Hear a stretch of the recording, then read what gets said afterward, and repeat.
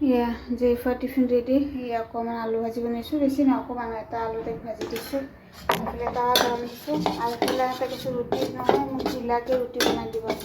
মই কি কৰিলোঁ, গাখীৰ জেগাত পানী দিলোঁ। মই পানী দি এনেকৈ বা গাখীৰ তেনেকুৱা ঢিলাকৈ আটাটো গুলি ল'লে তেনেকৈ ৰুটিটো একদম কোমল হয়, ঠাণ্ডা হৈ গ'লেও কোমলে থাকে। তেনেকৈ আটাটো এনেকৈ নিমখ দি কৰি ল'লোঁ, গুলি লৈ পাতলা পিঠা নিচিনা বুলি তাৰপিছত নৰম হৈ থাকে ৰুটিটো। আগতেই দিছিলোঁ, তাৰপিছত তাই ক'লে মই ৰুটিটো নৰম তাৰপিছতে বনাই দিলোঁ তাই। ৰুটিটো হৈ থাকক, তাৰপিছতে টিফিনত আলু ভাজিটো ভৰাম। এইফালে গাখীৰ বিস্কুট খাব দিছোঁ, খাই আছে। বনাই দিছোঁ। বজাৰত খিচিটো বন্ধ হৈ গৈছে।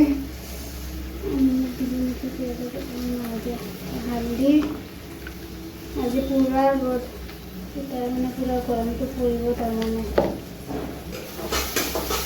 পুৰা বৰষুণ।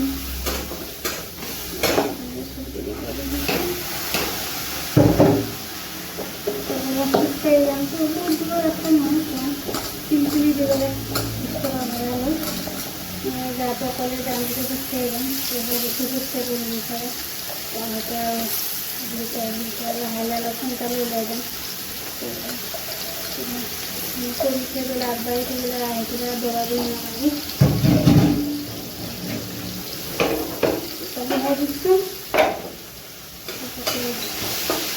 পৰহি আনিছিলোঁ, পৰহি ৰাতিয়ে মানে কালি দিনৰ ৰাতি বনোৱা হয়। কালি ঘৰতে খালোঁ, দিনতে খালোঁ, ৰাতি খালোঁ। সেইকাৰণে বনোৱা নাই আকৌ।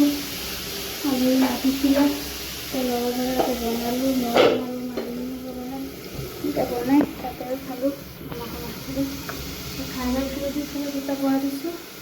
খিৰিকীটো খুলিলে তো পাকঘৰটো ধোঁৱা মানে হেৰি হৈ যায়, কিন্তু বতাহ অকণমান ধোঁৱা গ'লে ভাল।